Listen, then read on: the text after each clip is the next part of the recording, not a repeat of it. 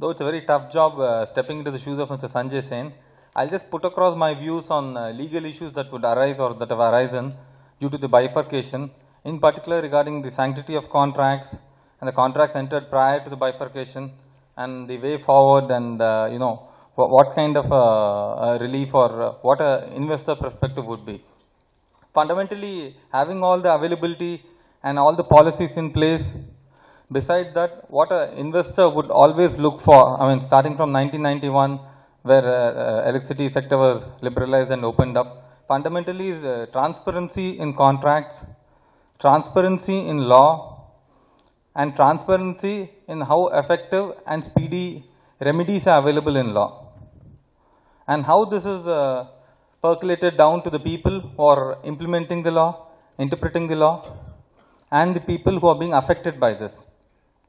Though the sector has been open more than 20 years now, and the Act has come into place in 2003, still there are so many issues which are still unsettled. And keeping this existing Act in place and the bifurcation, I would see, which has happened in such a hurried manner, which has left most of the issues even now open, in particular regarding the supplies and contracts that have been done prior to the July of 2014. Now, fundamentally, what an investor or a party who's been to contract to the erstwhile state would like to see is where exactly is he going to go, and which forum is he going to approach, and what kind of relief he can expect from that forum.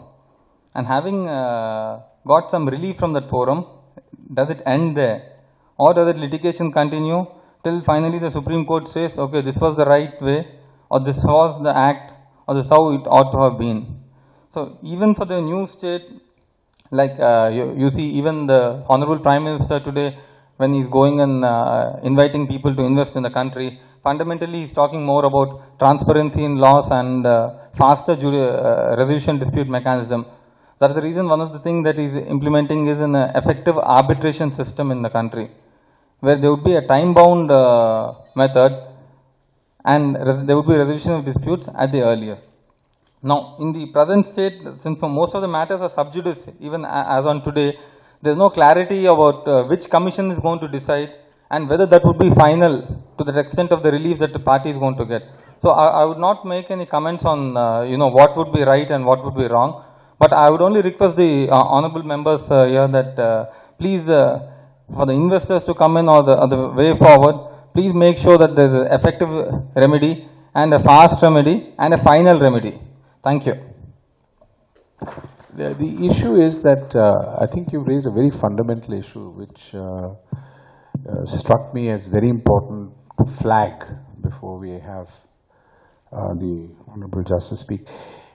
If I'm in a divided state, or the state is divided, and I had a contract with a unified state, then the forum, the point he raised, which forum do I go to in terms of regulation or policy making or whatever, and will that forum have a jurisdiction over the other state forum? Obviously, the answer is no. So where do I go is the point he raised, and how do I get relief, and whether that relief will be implementable. I think this is a very, very important message again, Vikram. Thank you so much.